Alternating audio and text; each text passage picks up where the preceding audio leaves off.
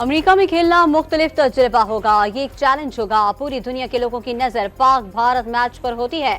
कप्तान बाबर आजम की गुफ्तगू, वर्ल्ड कप जीतना ख्वाहिश करार दे दी। T20 वर्ल्ड कप जीतने पर सऊदी सफीर की पाकिस्तान क्रिकेट टीम को शाही जज कराने की पेशकश।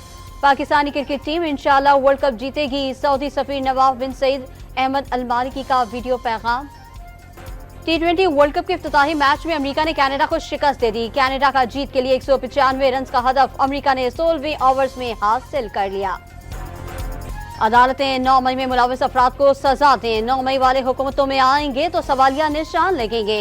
गवर्नर खैबर पख्तूनख्वा फैसल करीम कुंडी की गुफ्तगू। पंजाब में मुख्तलिफ अरकान और वर्कर्स पर मुकदमात दर्ज हो रहे हैं। कारकुनों को बगैर वजह और मुकदमात के बगैर उठाया जा रहा है। अपोजिशन लीडर अहमद खान भज्जर का दावा।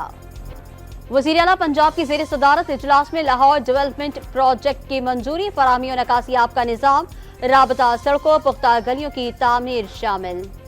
वज़ीर दाखिला मोहसिन नकवी का लंदन में पासपोर्ट और नादरा सेंटर्स का दौरा। ओवरसीज पाकिस्तानियों को अर्जेंट पासपोर्ट 1 हफ्ते में जारी करने का हुक्म। कराची में आज से गर्मी में कमी का इम्कान। दर्जा हरारत 35 डिग्री सेंटीग्रेड रहने की पेशगोई। रात के वक्त कुछ मकामात पर बूंदाबांदी की भी उम्मीद। कराची के इलाके गुलशन इकबाल में डाकू की फायरिंग से नौजवान कत्ल का मुकदमा दर्ज। मुलजिमान इर्तका की मोटरसाइकिल, मोबाइल फोन और नकदी लूट कर फरार हो गए। और पेशावर यूनिवर्सिटी में कमरों की मुरम्मत के दौरान छत गिर गई। 3 मजदूर दबकर जख्मी हो गए।